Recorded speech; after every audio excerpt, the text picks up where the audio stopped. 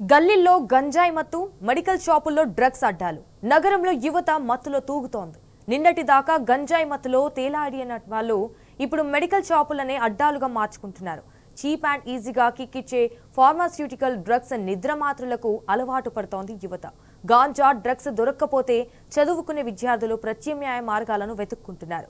Medical షాపులలో ఎలాంటి description లేకుండా ఆల్ఫోజలం ఉండేటువంటి పెయిన్ కిల్లర్ మాత్రలను తీసుకొని చెడు మార్గంలో పయనిస్తున్నారు.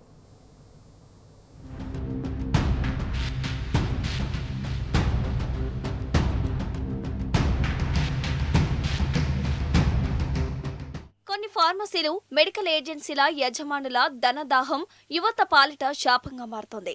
కేవలం 100-200 రూపాయలుండే మందులను బ్లాక్ లో గల్లీకో రేటు పెంచి చాక్లెట్లు అమ్మినట్లు అమ్మేస్తున్నారు. డాక్టర్ ప్రిస్క్రిప్షన్ ఉందా లేదా అని చూడకుండానే డ్రగ్స్ చేతిలో పెడుతున్నారు. ముఖ్యంగా నిద్రలేమి, ఆందోళన తగ్గించే ఆల్ట్రాజోలం, నైట్రాజిఫామ్, క్లోనజెపం టాబ్లెట్లను యువత తీసుకుంటున్నారు. ఇక తీవ్రమైన నొప్పులకు వాడే ట్రమాడల్, ఫోర్ట్విన్, పెంటాజోసిన్, టాపెండెడాల్ వంటి ఓపియాయిడ్ ఇంజెక్షన్లను నేరుగా నరాలకు ఎక్కించుకుంటున్నారు. దగ్గుమందుగా వాడే కోడెన్ సిరప్ సీసాలను తాగుతూ తూలుతున్నారు.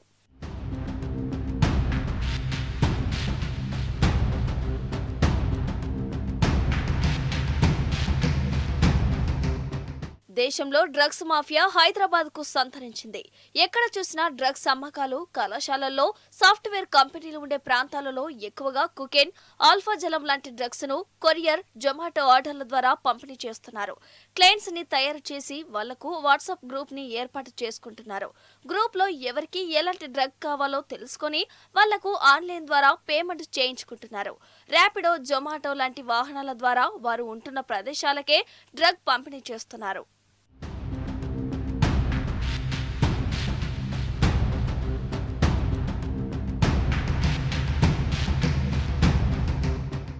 ఒకవైపు డ్రగ్స్, గాంజా మత్తులో యువత తూగుతుంటే చర్యలు తీసుకోవాల్సిన పోలీస్ యంత్రాంగం మొద్దు నిద్ర వీడటం లేదు. పోలీసులు ట్రాఫిక్ యంత్రాంగమైన, ఎక్సైజ్ యంత్రాంగమైన డబ్బులు దండుకోవడానికి తప్పితే ప్రజల బాగోగులు చూడటంలో ఘోరంగా విఫలమయ్యారని ఇప్పటికే విశ్లేషకులు, తెలంగాణ ప్రజలు వాపోతున్నారు. ఇకనైనా హోంశాఖకు మంత్రిగా ఉన్న రేవంత్ రెడ్డి ఏదైనా చర్యలు తీసుకుంటారా లేక ఇలాగే గాలికి వదిలేస్తారా అనేది వేచి చూడాలి.